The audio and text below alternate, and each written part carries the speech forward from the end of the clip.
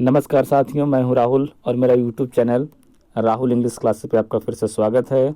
मेरे प्यारे साथियों, आज हम लोग रेनबो पार्ट 2 के एक बहुत ही चर्चित कविता now the leaves are falling fast का फुल एक्सप्लेनेशन हम लोग देखेंगे। ठीक है मेरे प्यारे साथियों, यह कविता इतनी अच्छी है कि आप अपने सहपाठी, आप अपने घरों को लोगों को भी इस कविता को देखने के लिए सजेस्ट कर सकते हैं, क्योंकि इस कविता में आम जिंदगी के बारे में जो घटनाएं घटती है, एक मानव का नेचर के साथ क्या लगाव है, जन्म से लेकर मृत्यु तक क्या की घटनाएं होती है, उसके बारे में वर्णन किया गया है। तो जो भी मेरे लिटरेचर प्रेमी जो लोग हैं वो भी निश्चित रूप से इस वीडियो को देख सकते हैं। ठीक है, चलिए एग्जामिनेशन के दृष्टिकोण से देखा जाए तो आजकल ऑथर से भी कुछ इंपॉर्टेंट सवाल जो है डायरेक्टली एग्जामिनेशन में पूछे जा रहे हैं। तो सबसे पहले देख लेते हैं कि now the leaves are falling fast के जो राइटर हैं वो कौन है।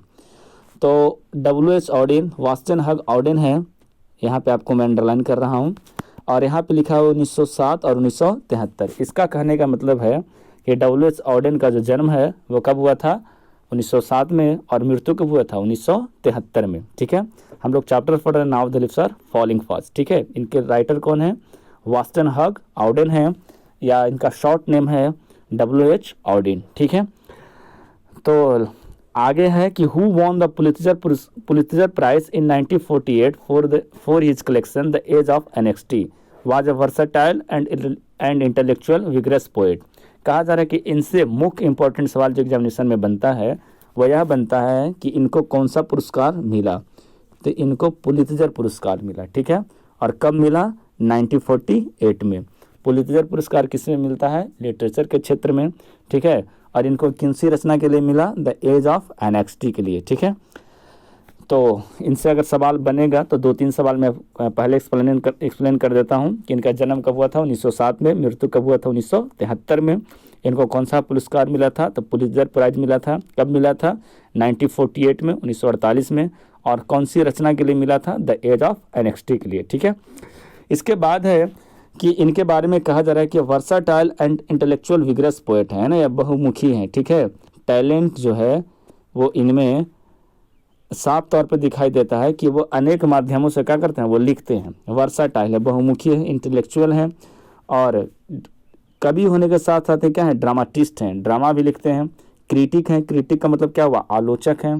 ट्रांसलेटर हैं, ट्रांसलेटर का मतलब क्या है कि एक लैंग्वेज से दूसरे लैंग्वेज में क्या करना, कन्वर्ट करना, चाहे वो अपने मौखिक रूप से कर रहे हो फिर लेखिक रूप से कर रहे हो। ट्रांसलेटर भी थे, और साथ साथ क्या थे, एडिटर भी थे। ठीक है, तो इनसे अगर कुछ सवाल बनेगा ऑब्जेक्टिव तो ये भी पूछ सकता है, या फिर आप जब आप समरी लिखेंगे इनका तो इनके व्यक्तिगत रूप से जो पर्सनली इनका पर्सनल लाइफ का कुछ चीज़ें हैं वो आप ऐड कर सकते हैं। जैसे या विग्रेस एंड इंटेलेक्चुअल पोएट थे, ठीक है, साथ साथ ड्रामाटिस्ट थे, क्रिटिक थे, ट्रांसलेटर थे, और एडिटर थे। ठीक है, अभी क्या एक घटना घटती है कि 1939 के आसपास में, 1939 में ही द्वितीय विश्व युद्ध का क्या होता है, प्रारंभ हो जाता है, और वह पहले इंग्लैंड रहते हैं और फिर इंग्लैंड से क्या सेटल कर जाते हैं, यूनाइटेड स्टेट में सेटल कर जाते हैं। तो यहाँ पे लिखा हुआ है आपका कि ही लेफ्ट इंग्लैंड। ठीक है, उन्होंने इंग्लैंड को छोड़ा early age 1939 and settle permanently in United State. और परमानेंटली कहाँ सेटल हो गए, यूनाइटेड स्टेट, जो अमेरिका के नाम से प्रचलित है। ठीक है, तो द्वितीय विश्व युद्ध के समय उन्होंने इंग्लैंड को छोड़कर परमानेंटली अमेरिका में शिफ्ट हो गए। कहा जाता है कि Auden's work is divided into the British and American phase. अब हुआ क्या कि दो जगह रुके रहे, अपने ज़िंदगी के दो जगह क्या किया उन्होंने, टाइम स्पेंड किया।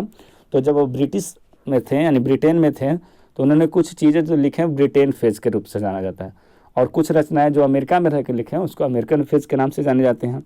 तो वहीं आपको कुछ यहाँ पे इंपॉर्टेंट इनके वर्क्स है यानी रचनाएं हैं, कृति है, उनके बारे में हम लोग देख लेते हैं।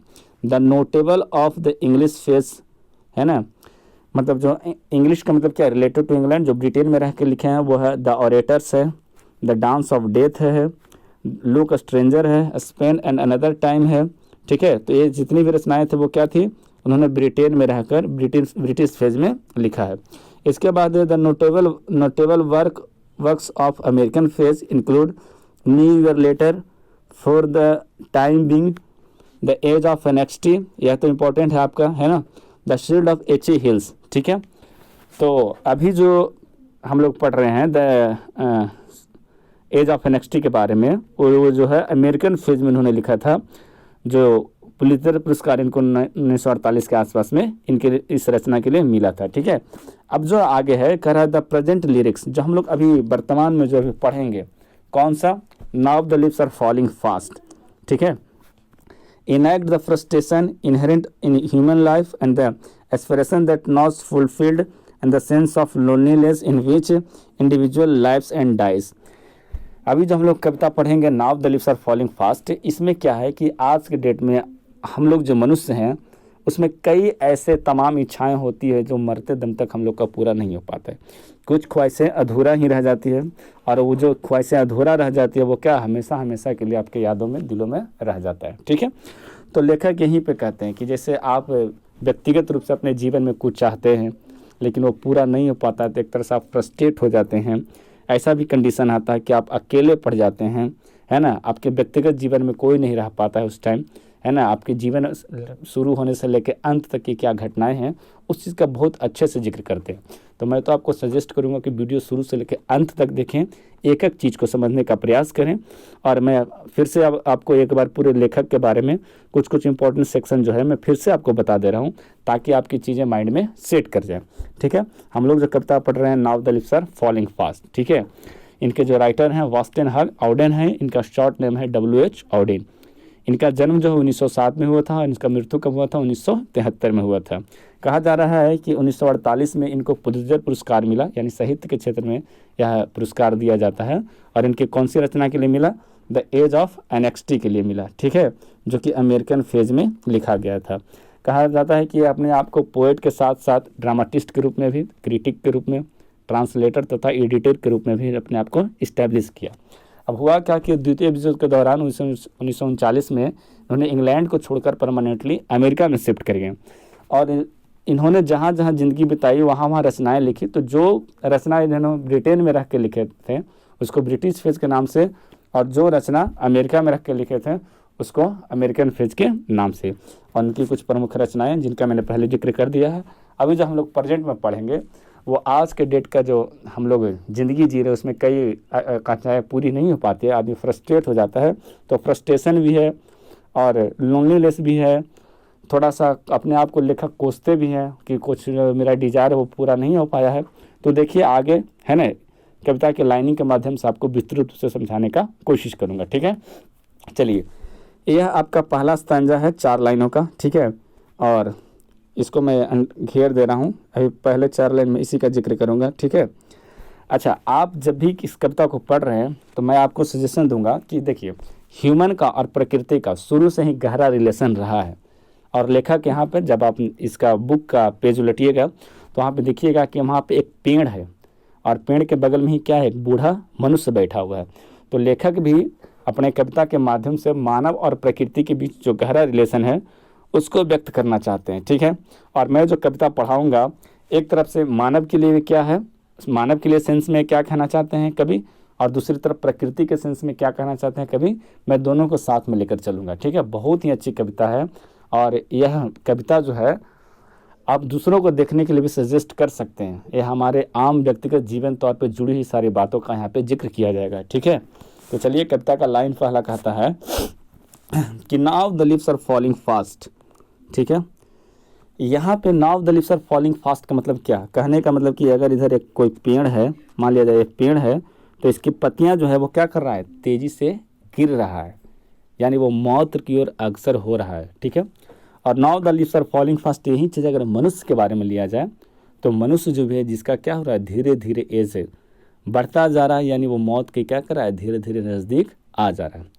देखिए यह तो बहुत कड़वा सच्चाई है कि दुनिया में जो भी कोई आया है एक दिन उसको अंत होना ही है, उसको छोड़कर जाना ही है।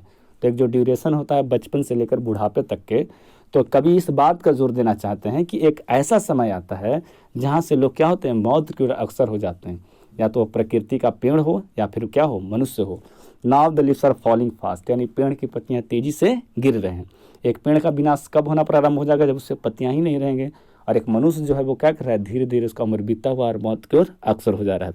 ये पहला लाइन में बहुत सारे सेंस हैं। प्रकृति के लिए क्या है कि एक पेड़ है जिसका पत्तियां तेजी से गिर रहे हैं, यानी पेड़ पर अगर पत्तियां ही नहीं रहेंगे तो वो ग्रो कैसे करेंगे। और अगर इसका मनुष्य के सेंस में दिया जाए, मानव के सेंस में दिया जाए, तो उसका उम्र जो है निरंतर धीरे धीरे बढ़ता जा रहा है, वो और क्या कर रहा है, मौत के करीब आ रहा है। ठीक है, इसके बाद है nurse flower will not last. अच्छा, नर्स फ्लावर किसको कहते हैं? जैसे कोई बड़ा सा पेड़ हो और उसके नीचे छोटी छोटी लताएं जो उस पेड़ के सहारे क्या कर रहे हैं, जीवित हैं, चाहे उस पेड़ के सहारे वो क्या है, आश्रित हैं, उसको हम लोग नर्स फ्लावर करेंगे। आपने आम जीवन में देखा होगा, अगर आपके आसपास पेड़ होगा तो एक बड़े से पेड़ के नीचे छोटे छोटे जो पेड़ पौधे होते हैं, लताएं होती है, उस पेड़ के सहारे वो क्या करते हैं, मतलब जीवित रहते हैं, या फिर उस पेड़ के सहारे वो क्या करते हैं, बढ़ते रहते हैं। तो अगर प्रकृति के रूप में देखा जाए, पेड़ के रूप में, तो बिल्कुल कह रहा है कि नर्स फ्लावर, जो फ्लावर या जो लताएं वो बड़े पेड़ यानी पेड़ के नीचे आश्रित रहता है, वो भी क्या होगा, विल नॉट लास्ट, मतलब वो भी अब ज़्यादा देर नहीं टिकेगा। क्यों नहीं टिकेगा? क्योंकि पेड़ की पत्तियां तेजी से गिर रहे हैं, पेड़ खुद ही क्या हो रहा है, मौत की अक्सर हो रहा है। तो उसके सहारे जितने भी नर्स फ्लावर हैं, जितने भी छोटे छोटे फूल पत्तियां वाले क्या हैं, पौधे हैं, वो ही क्या रहेंगे, जीवित नहीं रह पाएंगे। अगर इसको मनुष्य के संदर्भ में देखा जाए तो मान लीजिए कि कोई घर में व्यक्ति जो बड़े हैं और कमाने खाने वाले, आजकल देख रहे हैं कोरोना के काल में कितने लोग खत्म हो गए। सोचिए कि अगर ये लेखक का कहना यह है कि मनुष्य में अगर कोई जो बड़े हैं और उसके जो बाल बच्चे होते हैं, यानी उसके पर डिपेंडेंट पर्सन, ठीक है, जैसे मान लिया घर में कमाने वाला उसके 3-4 बच्चे हैं, तो वो किस पे आश्रित है, जो घर में कमाता है उस पर, उसके बच्चे किस पे आश्रित हैं, जो घर में बड़ा है, जो कमा रहा है उसी पे। तो सेम मनुष्य से मिलता जुलता पेड़ का क्या है यहाँ पे सचित्र वर्णन करना चाहते हैं। देखिए, कविता है, इसको जब तक डीप रूप से नहीं समझिएगा तब तक शायद कविता का उतना मतलब नहीं समझ में आएगा। एक तरफ में प्रकृति को, दूसरी तरफ मानव को। प्रकृति के रूप से क्या कहना चाहते हैं, मानवीय रूप में क्या कहना चाहते हैं, मैं दोनों को साथ लेकर चल रहा हूँ। ठीक है, कि nurse flower will not last, यानी प्रकृति के बारे में कह रहा था कि पेड़ के नीचे जो छोटी छोटी लताएं होती है वो क्या होगा, खत्म हो जाएगा अगर पेड़ का अस्तित्व नहीं रहेगा। तो मनुष्य के संदर्भ में भी वही है कि अगर मनुष्य जो है खुद नहीं रहेगा तो उसके डिपेंडेंट पर जो आश्रित हैं वो भी क्या करेंगे, नहीं रह पाएंगे। कहता है कि nurses to the graves are gone. ठीक है, नर्सेज जो है वो कहाँ जा चुके हैं, कब्र में जा चुके हैं। ठीक है, and the prams go rolling on. Prams क्या होता है, ये जो वर्ड है वो होता है 4 पहियों वाले बच्चों की गाड़ी। अच्छा, मैं आपको एक जर्नी बता रहा हूँ पेड़ का, कि now the leaves are falling fast, पेड़ की पत्तियां तेजी से गिर रहे हैं, यानी पेड़ क्या कर रहा है, धीरे धीरे मौत की ओर अक्सर हो रहा है। Nurse flower will not last, उस पेड़ के सारे जितने भी छोटी छोटी लताएं, छोटे छोटे पेड़ पौधे जो आश्रित होने वाले थे वो भी अब नहीं टिकेंगे। नर्सेज कहाँ जा चुके हैं, कब्र में जा चुके हैं। और यहाँ पे पेड़ का क्या हो चुका है, मृत्यु हो चुका है।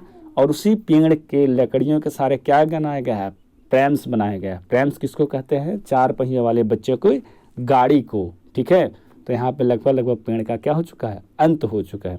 सेम उसी प्रकार मनुष्य के बारे में है कि जो मनुष्य है वो धीरे धीरे उम्र बढ़ता जा रहा है, एक दिन वो मौत के ओर अग्रसर हो जाते हैं, उसके सहारे जितने भी जीवित आश्रय रहते हैं वो जी नहीं पाते हैं। और जिस प्रकार से 4 पहियों वाली गाड़ी बच्चों को खेलने के लिए इस्तेमाल किया जाता है, सेम उसी प्रकार अगर मनुष्य की मृत्यु हो जाए तो उन्हें भी 4 कांधे पे लेके क्या किया जाता है, उनको अंतिम यात्रा तक पहुँचाया जाता है। तो प्रकृति के रूप में लेखक क्या कहना चाहते हैं, मनुष्य के रूप में क्या कहना चाहते हैं, मैंने बिल्कुल आपको पहला स्टैंजा अच्छे तरीके से समझाया। ठीक है, किसी प्रकार का कोई दिक्कत नहीं होना चाहिए। फिर से मैं आपको एक बार समझा दे रहा हूँ। Now the leaves are falling fast, मनुष्य और पेड़ दोनों मौत की ओर तेजी से अग्रसर हो रहे हैं। Nurses flower will not last, यानी जो पेड़ के सहारे फूल पत्तियाँ पौधे जो जीवित रहते हैं वो भी जिंदा नहीं रहेंगे। जो घर में बड़े मनुष्य के सहारे जो छोटे छोटे आश्रित हैं वो भी अब क्या करेंगे, नहीं रहेंगे। नर्सेज कहाँ जा चुके हैं, कब्र में जा चुके हैं। और उसी पेड़ का क्या बना दिया गया है, प्रैम्स बना दिया गया है, 4 पहियों वाले बच्चों की गाड़ी बना दिया गया है। सेम उसी प्रकार से मानव रूपी में क्या होता है, हम लोग भी मरने के बाद 4 कांधे पे ले जाया जाता है। ठीक है मेरे प्यारे साथियों, नेक्स्ट स्टैंजा को हम लोग देखते हैं। यहाँ पे मैं नेक्स्ट स्टैंजा को क्या करता हूँ, अंडरलाइन कर देता हूँ, ये वाला आपका। ठीक है, बहुत ही सुंदर कविता है। मैं उम्मीद करता हूँ कि आपको कविता अच्छा लगा। कविता का एक्सप्लेनेशन कैसा लगा उसको कमेंट बॉक्स में ज़रूर आप कमेंट करके बताइएगा। कह रहा है कि विस्परिंग नेबर्स, यमदूत, ठीक है, लेफ्ट एंड राइट। अच्छा, आदमी को मरने से पहले इसका एहसास हो जाता है कि शायद मैं अब जिंदा नहीं रह पाऊँगा। तो यहाँ पे विस्परिंग नेबर्स का मतलब कहने का मतलब क्या है, यमदूत है लेफ्ट एंड राइट, एक समय आएगा जब हमारी उम्र की दहलीज इस स्थिति में होगी कि शायद आपको एहसास होने लगा कि शायद अब हम जिंदा नहीं रहेंगे। तब उस कंडीशन में आपको लगेगा कि यमदूत जो है मेरे वो क्या है, दाएं और बाएं हैं। Pluck us from real delight, जो हमारी वास्तविक खुशियाँ से वो क्या करते हैं, उसको तोड़ते हैं। ठीक है। अच्छा, सपोज दैट कोई अच्छा खासा फैमिली है, खासी खुशी ज़िंदगी जी रहा है, ठीक है, और वो क्या हुआ, अचानक से उसके परिवार में किसी व्यक्ति को ऐसा लगे कि शायद वो अब नहीं रह पाएगा, तो वैसी स्थिति में क्या होगा, जो आपका रियल खुशी है वो निश्चित रूप से ब्रेक कर जाएगा। तो यही चीज़ वो W.H. ऑडिन जो है शुरू में ही लिख दिए कि आदमी का जो है फ्रस्ट्रेशन वगैरह उसके बारे में क्या कर रहे हैं, बस चर्चा किए थे कि यह जो आपका ह्यूमन लाइफ है वो निश्चित रूप से आपकी लाइफ में सारी चीज़ें कभी भी सारी की सारी चीज़ें पूरी नहीं हो पाती है। तो वहीं लेखक कहते हैं कि विस्परिंग नेबर्स, यमदूत जो हैं दाएं बाएं वो क्या कर रहे हैं, भटक रहे हैं, दाएं बाएं मौजूद हैं। Pluck us from real delight, और जो हम लोग का क्या करते हैं, वास्तविक खुशियाँ से वो क्या करते हैं, तोड़ते हैं। ठीक है। कहता है कि the active hand must freeze lonely on the separate knees. ठीक है। अभी जो हम लोग का सिचुएशन है कि जब आदमी जवान रहता है, जब आदमी युवावस्था में रहता है, ठीक है, तो उसके हाथ जो होते हैं एक्टिव रहते हैं। कहने का मतलब वो कि शारीरिक रूप से मानसिक रूप से दोनों स्थिति में वो क्या रहता है, मजबूत रहता है, उसे किसी प्रकार का कोई दिक्कत नहीं होता है। ठीक है। लेकिन जैसे ही एक उम्र का क्या होगा, पड़ाव आएगा, तो जो एक्टिव हैंड है मस्ट फ्रीज, यानी ठंडा पड़ जाएगा। क्या पड़ जाएगा, ठंडा पड़ जाएगा। लोनली ऑन द सेपरेट नीज, है ना, यह जो हाथ है वो घुटने पे चला जाएगा। आप एक ऐसी स्थिति जाएगी कि आप घुटने टेक देंगे किसी परिस्थिति के अनुसार। ठीक है। तो एक उम्र का पड़ाव होता है मेरे प्यारे साथियों। ठीक है। तो इस स्टैंजा को मैं एक बार फिर से कह देता हूँ कि विस्परिंग नेबर्स, यमदूत जो है दाएं और क्या है, बाएं हैं। Pluck us from real delight, वो हमारी क्या करते हैं, वास्तविक खुशियाँ से हमें तोड़ते हैं। वो वास्तविक जो खुशियाँ वो क्या है, एक प्रकार से ख़त्म हो जाती है। कहते हैं कि आज जो हमारे हाथ पाँव ज़्यादा एक्टिव है, मजबूत है, एक समय ऐसा आएगा कि यही हाथ क्या पड़ जाएगा, फ्रीज पड़ जाएगा, ठंडा पड़ जाएगा, और यह क्या चल जाएगा, हाथ जो है वो घुटनों के सहारे मैंने घुटनों पे आ जाएगा। ठीक है। मतलब हम लोग झुक जाएंगे। ठीक है। कहने का मतलब क्या कि आज हम लोग बिना किसी सहारे के चलते हैं। आपने बूढ़े को चलते हुए देखा है, उनको चलने के लिए क्या लकड़ी की सहायता पड़ती है। तो वो जब जवान रहते हैं तो शायद उसको लकड़ी की ज़रूरत नहीं पड़ती है। लेकिन एक कंडीशन ऐसा आएगा, उम्र का पड़ाव आएगा, जहाँ पे से आपका जो एक्टिव हैंड है वो क्या हो जाएगा, ठंडा पड़ जाएगा। यानी आपकी उम्र के दहलीज पे सारी चीज़ कमज़ोर पड़ जाएंगे। यह जो हाथ है वो कहाँ शिफ्ट हो जाएगा, घुटने पे। लोग बहुत बुढ़ापे में झुक के भी चलते हैं, या फिर उम्र का ऐसा पड़ाव में आप क्या करेंगे, अपने आप को घुटने टेक देंगे। मतलब अब आपके पास उतनी क्षमता नहीं रह गई, मतलब आप मौत के ज़्यादा करीब पहुँच चुके हैं। ठीक है। चलिए, बहुत अच्छे, नेक्स्ट स्टैंजा पढ़ते हैं। कहता है कि डेड इन 100 एट बैक्स। ठीक है। यहाँ पे जो लिखा जा रहा है कि डेड इन 100 एट बैक्स। अच्छा, ऐसा थोड़े ना है कि लोग आज ही मर रहे हैं, पहले नहीं मरते थे, लोग पहले भी मरते थे। ठीक है। तो यहाँ पे जो बातें बोली जा रही है, बिल्कुल यह जो यूनिवर्सल ट्रूथ है। ठीक है। कि लोग की इच्छाएँ होती है कि हम यहाँ दुनिया में आए हैं तो लंबे समय तक ज़िंदगी जिएँ। अरे कितने बड़े बड़े जो अमीर लोग हैं, चाहे महारथी हैं, चाहे महापुरुष हैं, सभी को क्या करना पड़ा है, या शरीर को त्याग करके यहाँ से जाना पड़ा है, या दुनिया को त्याग करके वहाँ से उनको निकलना पड़ा है। ठीक है। चाहे आप किसी महापुरुष का नाम ले लें, चाहे अमीर का नाम ले लें, ऐसा थोड़े नहीं कि सिर्फ गरीब को ही जाना पड़ रहा है। एक समय आता है कि आपको मरना पड़ेगा। और यही चीज़ का लेखक जिक्र करते हैं कि लोग जो है सदियों पहले भी मरते थे, 100 साल पहले भी मरते थे, आज भी मर रहे हैं, और आगे भी क्या होंगे, मरेंगे ही मरेंगे। तो डेड इन 100 एट बैक्स, यह जो कहने का लाइनिंग मतलब है कि लोग पहले भी मरते थे। Fallen wooden in our track, और उसको किस में ट्रैक किया जाता था, वुडन में। वुडन का जो लकड़ी का जो रहती होता है, जिसे आप कोई भी धर्म से हैं, हिंदू है तो लकड़ी से सहारे जलाया जाता है, मुस्लिम है तो उसको बक्से का ताबूत बनाकर क्या कहता है, उसमें आपको दफनाया जाता है। सेम क्रिश्चियन में भी लगभग मिलता जुलता ही है। तो वह जो एक मानव का जो प्रकृति के साथ लगाव है, जिससे आप देखिए अगर पैदा होते हैं तो अब तो खैर हॉस्पिटल में है, तरह तरह का बेड है, लेकिन आज से 100 साल पहले देखिए कि हम लोग के पास चारपाई होता था, या फिर लकड़ी का ही क्या होता था, गांव में जो चौकी पलंग जो भी बोलते हैं, तो आदमी पैदा भी लेता था लकड़ी पे ही, यानी प्रकृति के सहारे ही। स्कूल में आप बैठते हैं वो बेंच वगैरह वो भी किसका रहता है, लकड़ी का ही। अब तो धीरे धीरे मॉडर्न हो रहा है, अलग बात है, लेकिन लेखक जिस समय इन्होंने लिखा है वो मानव का प्रकृति के साथ बहुत गहरा रिलेशन को उन्होंने व्यक्त किया है। लास्ट में जवानी होते होते फिर लास्ट में हम लोग मरते भी हो तो क्या हम लोग को वुडन ट्रैक पे ही क्या किया जाता है, पूरा का पूरा जो लास्ट के जो कार्यक्रम होता है उसको किया जाता है। तो सेम चीज़ है कि सदियों पहले भी लोग मरते थे, आज मर रहे हैं तो अपने आप को कोसे नहीं, और मरने के बाद भी आपको किस में ले जाया जा रहा है, वुडन ट्रैक यानी लकड़ी का ही ट्रैक में। ठीक है, कहता है कि arm raise stiffly to reprove the false attitude of love.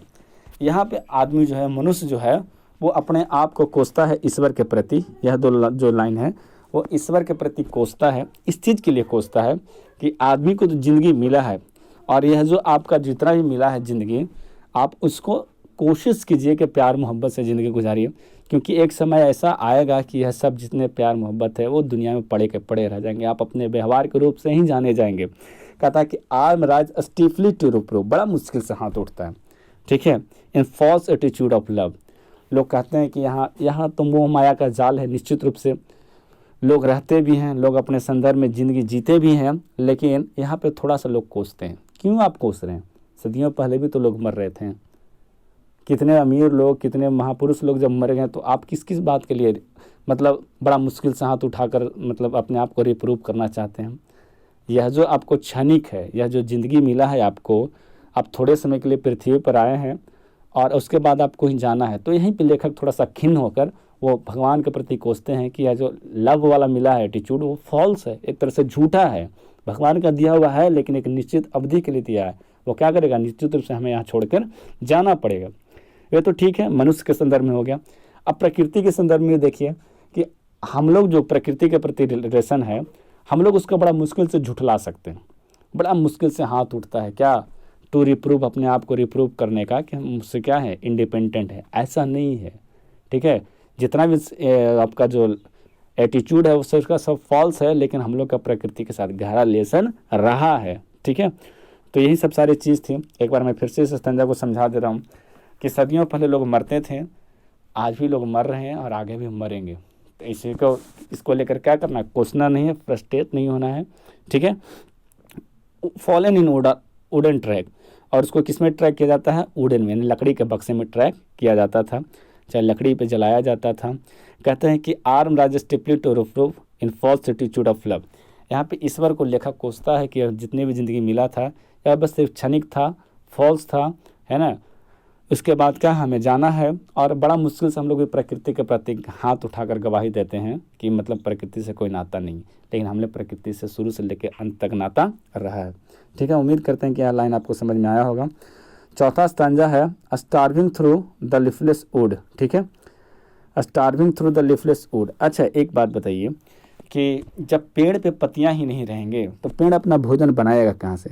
थोड़ा सा वैज्ञानिक रूप से भी देख लें कि फोटोसिंथेसिस की जो प्रक्रिया होती है, पेड़ पर जब तक पत्ते रहते हैं तभी तो उसको फोटोसिंथेसिस होता है, भोजन बनाते हैं।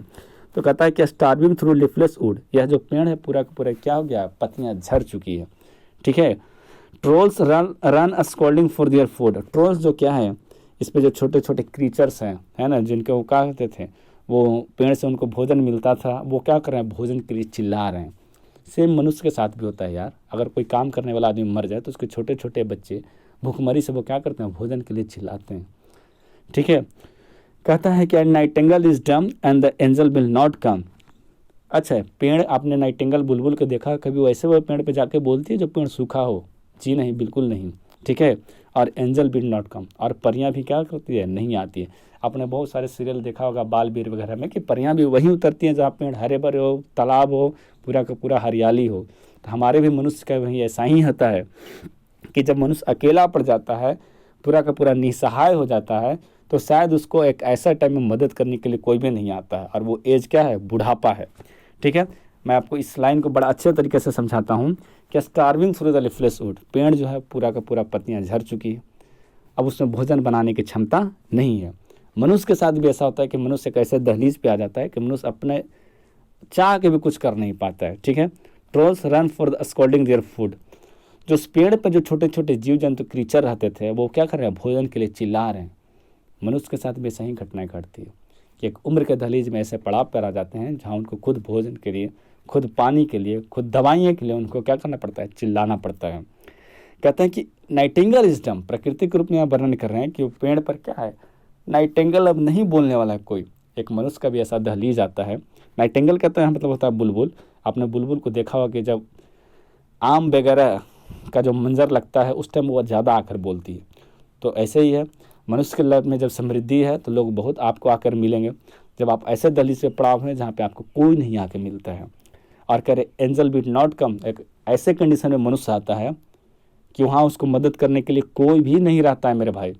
तो सेम पेड़ के साथ भी ऐसा होता है कि ना उस पर उस पर बुलबुल, ना बुलबुल आती है, ना नाइटिंगेल आती है, और ना ही कोई बीच में परियां आती है। समझ रहे हैं? मनुष्य में भी होता है बुढ़ापे की एज में, जो जब लास्ट दहलीज पे जब आम आदमी होता है ना, तो उस समय घटनाएं बहुत लोगों के साथ घटती है, और हमारे समाज के लिए बिल्कुल भी उचित नहीं है। एक माँ बाप 4 बाल बच्चों को पोस पाल लेते हैं, लेकिन 4 बाल बच्चे एक माँ बाप को पोस नहीं पाते। यही तो कठिनाई है। और इसी के बारे में तो लेखक बोल रहे हैं कि क्या एक जो उम्र का पड़ाव है, लेखक कभी जो होता है कभी भी खुल के सारी चीज़ों को नहीं लिखता है। वो बात वही लिखता है, लेकिन उसके लिखने का मेथड अलग होता है। Now the leaves are falling fast कहने का मतलब क्या है कि पेड़ की पत्तियां तेज़ी से गिर रहे हैं, मतलब तो पेड़ भी अपने मौत के अक्सर हो रहा है, मनुष्य भी हो रहा है। मैंने दोनों को रिलेट कर करके बताया है कि बुढ़ापे के एज में न पेड़ खुद भोजन बनाने में सक्षम है, जब उस पर पत्तियाँ नहीं रहेंगी, मनुष्य भी एक कंडीशन में आ जाता है उसके हाथ पाँव काम करना बंद कर देते हैं। उनको भोजन के लिए चिल्लाना पड़ता है, दवा के लिए चिल्लाना पड़ता है, उनकी जिम्मेदारी लेने के लिए कोई तैयार नहीं होता है। तो लेखक ने बड़ा अच्छे तरीके से लिखा। सिर्फ टीचर को होना चाहिए कि उसको समझाए अच्छे तरीके से, और मेरी पूरी कोशिश है कि मैं आपको अच्छे तरीके से इस चीज़ को समझाऊं।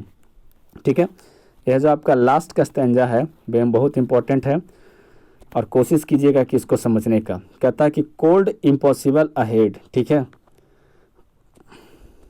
Cold impossible ahead, list of the mountain head whose white waterfall could blaze and travelers in their last distress। ठीक है, अब पहले तो लेखक ने बोला कि मनुष्य जो है मौत की अक्सर हो चुका है, धीरे धीरे क्या कठिनाइयाँ आई, किस तरह का फ्रस्ट्रेशन हुआ, वो सारी चीज़ का जिक्र किए। लेकिन एक अंत ऐसा आता है जहाँ मनुष्य मर जाता है, और एक ऐसा समय आता है जहाँ पेड़ भी होता है उसकी ज़िंदगी ख़त्म हो जाती है। तो ऐसी स्थिति में उन लोगों के पास होता क्या है? अच्छा, cold impossible ahead, the list of mountain head. आपने देखा है कि व्यक्ति जो मृत्यु के बाद उनका शरीर जो है पूरा ठंड पड़ जाती है, बॉडी में एकदम ठंडक आ जाती है। अब शायद वो क्षण होता है जहाँ से व्यक्ति के कोई रिकवरी के चांस नहीं रहते, यानी वो अंततः मृत्यु को प्राप्त हो गया होता है। पेड़ के साथ भी ऐसा ही है। अच्छा, एक चीज़ देखोगे आपने कि मनुष्य के अंतिम यात्रा में जो लास्ट ट्रेवल्स है, कहता है कि travellers in their last distress, ये अंतिम यात्रा है।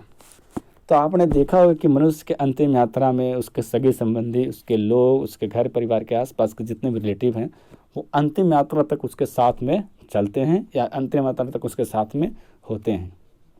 पेड़ के साथ भी है, प्रकृति के साथ भी ऐसा नज़ारा होता है।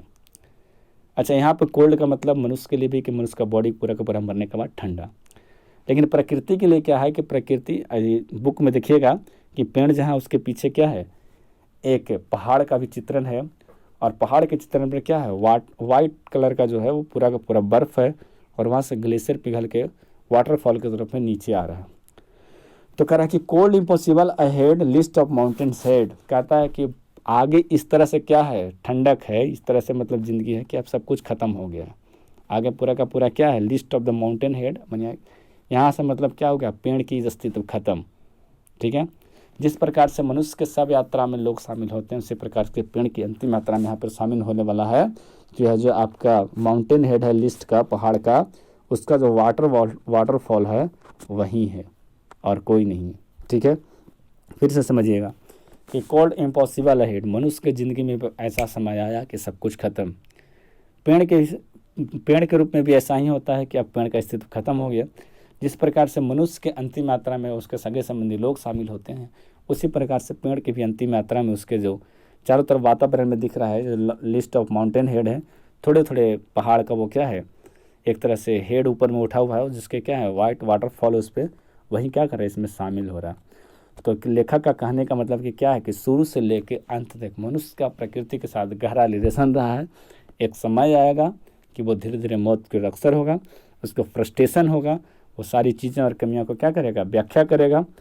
तो ये चीज़ें मैंने निश्चित रूप से आपको समझाने का प्रयास किया है कि नर्सेस फ्लावर क्या है, now the leaves are falling fast का मतलब क्या है, प्रैम्स क्या है, ठीक है, विस्परिंग नेबर्स क्या होता है, आपको जो एक्टिव हैंड है चाहे सेपरेट नीज पे कैसे हो जाएगा, हज़ारों साल पहले मरते थे उससे क्या मतलब किस में ट्रैक किया जाता था, ये जो फॉल्स एटीट्यूड ऑफ लव है किसके बारे में बोला जा रहा है, starving through the leafless would यह क्या है, ट्रोल्स क्या है, क्रीचर्स है ना, नाइटिंगेल गूंगे क्यों हैं, एंजल क्यों नहीं आ रही है, कोल्ड इम्पॉसिबल का मतलब क्या है। तो मैंने सारी चीज़ें आपको निश्चित रूप से समझा दिया। ठीक है मेरे प्यारे साथियों, और मैंने इस कविता को पढ़ाने में थोड़ा निश्चित रूप से अवधि लिया हूँ, लेकिन सारी चीज़ों को समझाने का प्रयास किया हूँ। और एक इन्फॉर्मेशन जो है आपका कि लिटरेचर का 200 रुपये में आपका पूरा का पूरा कोर्स जो है ऑनलाइन बैच चल रहा है, जिसमें आपको PDF अवेलेबल करवा दिया जाएगा, ऑब्जेक्टिव का, क्वेश्चन आंसर का, समरी का, एक्सप्लेनेशन का, साथ साथ आपको टेलीग्राम में लाइव टेस्ट भी करवा दिया जाएगा। ठीक है, और ये आप तब तक करते रहे जब तक आप एग्जामिनेशन नहीं दे देते हैं। तो जो भी विद्यार्थी इसे ऑनलाइन बैच से जुड़ना चाहते हैं तो कृपया मुझे इस नंबर पर मैसेज कर देंगे टेलीग्राम में 9304283279 पे। ठीक है, और 200 रुपये पेड करके आप निश्चित रूप से पूरा का पूरा रेनबो पार्ट 2 का सिलेबस ख़त्म कर सकते हैं। तो आज के लिए इतना ही, मिलते हैं अगले वीडियो में, तब तक के लिए जय हिंद।